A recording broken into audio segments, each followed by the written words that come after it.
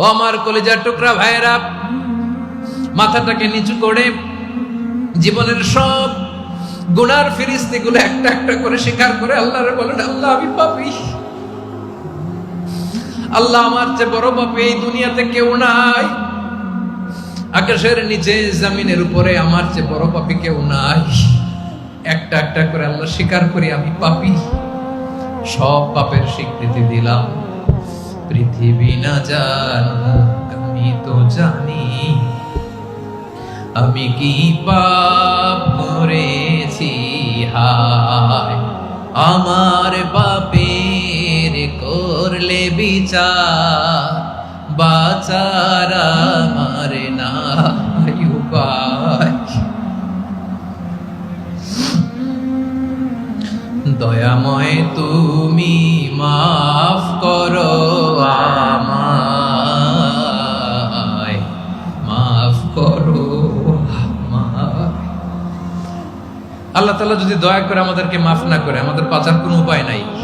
আপনি কি ভেবেছেন আপনার নামাজ দিয়ে আপনি জান্নাতে যাবেন?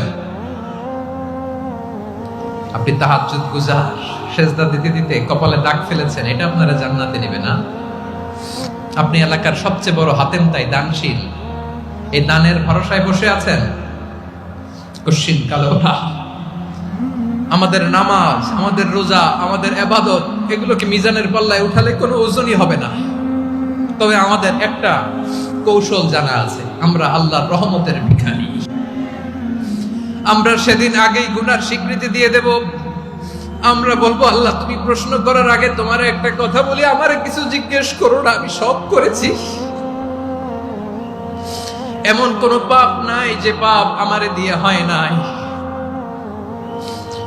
তোমার রহমত দিয়ে তুমি জান্নাতে পাঠাবা, তোমার দয়ায় জান্নাতে যেতে চাই, আমল দিয়ে না। পারবেন বলতে?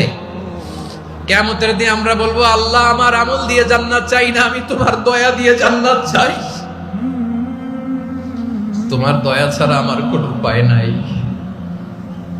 কারণ আল্লাহ যদি বিচার করে, বাঁচার কারো উপায় নাই। আল্লাহ যদি বলে ফেলেন তুই এটা করলি কেন, ওখানে গেলি কেন, কোরআনে 1000 বার নিষেধ করলাম তারপরেও এই পাপে জড়ালি কেন, এরকম প্রশ্ন ছুড়ে দিলে আমার উত্তর আছে? বাঁচার কোনো উপায় আছে? রোজ হাসরে হে আল্লাহ আমার করোনা বিচার, আল্লাহ করোনা বিচার, বিচার চাহি না তব দয়া চাই, এ গুনাহগার করোনা বিচার। আপনার আমল দিয়ে জান্নাতে যাবেন? কি দিয়ে যাবেন? আল্লাহর দয়া দিয়ে। আল্লাহর রহম আর দয়া ছাড়া কেউ জান্নাতের চেহারাও দেখতে পাবে না। আমার প্রিয় ভাইয়েরা, এই দোয়া আল্লাহর কাছে পছন্দনীয় হওয়ার কারণ তিনটা। দোয়ার প্রথম অংশে আছে তাওহীদ, আল্লাহর একত্ববাদের ঘোষণা। এই দোয়ার দ্বিতীয় অংশ আছে তাসবিহ, আল্লাহর প্রশংসা সূচক বাণী। এই দোয়ার 3 নাম্বার অংশ পাপের স্বীকৃতি। তাহলে আমরা সবাই গুনাহগার। আমরা আল্লাহর কাছে পাপের স্বীকৃতি দিয়ে বলবো, ও আল্লাহ ইন্নী কুনতু মিনাজ জালিমিন, আমরা জুলুম করেছি, পাপ করেছি, অন্যায় করেছি, আল্লাহ বুঝতে পারি নাই, শয়তানের ওয়াসওয়াসায় পড়ে, বন্ধুর পাল্লায় পড়ে, নফসের খায়েশ মিটাতে যে আল্লাহ করে ফেলেছি। তুমি গুনাহ না মাফ না করলে আমাদের গুনাহ মাফ করার দ্বিতীয় কেউ নাই। ঠিক কিনা বলেন? এভাবে অনুতপ্ত হয়ে যদি আল্লাহর কাছে দোয়া করেন, দেয়ালে পিঠ থেকে গেছে, কোনো রাস্তা নাই বের হওয়ার, ওই মুহূর্তেও আপনাকে বিপদ থেকে উদ্ধার করবে কে?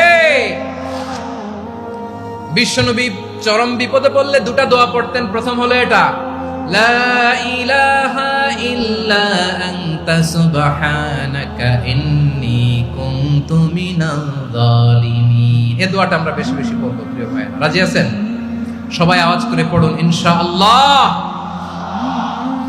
আমার প্রিয় ভাইয়েরা, বিপদে পড়লে বিশ্বনবী আরো একটা দোয়া পড়তেন, লা ইলাহা ইল্লাল্লাহুল আযীমুল হালিম, লা ইলাহা ইল্লাল্লাহু রাব্বুল আরশিল আযীম, লা ইলাহা ইল্লাল্লাহু রাব্বুস সামাওয়াতি ওয়াল আরদি ওয়া রাব্বুল আরশিল কারীম। এই যে বললাম, রেকর্ড হয়ে গেছে। এখন তো আর ইনস্ট্যান্ট মুখস্থ না হলো, পরে মুখস্থ করে নেবেন। আল্লাহ ছাড়া কোনো উপাস্য নাই, তিনি সমহান, মহা সহিষ্ণু, আল্লাহ ছাড়া কোনো উপাস্য নাই, তিনি সুমহান আরশের অধিপতি। আল্লাহ ছাড়া কোনো উপাস্য নাই, তিনি আকাশের মালিক, জমিনের মালিক, তিনি সুবিশাল আরশের অধিপতি। সুবহানাল্লাহ পড়েন।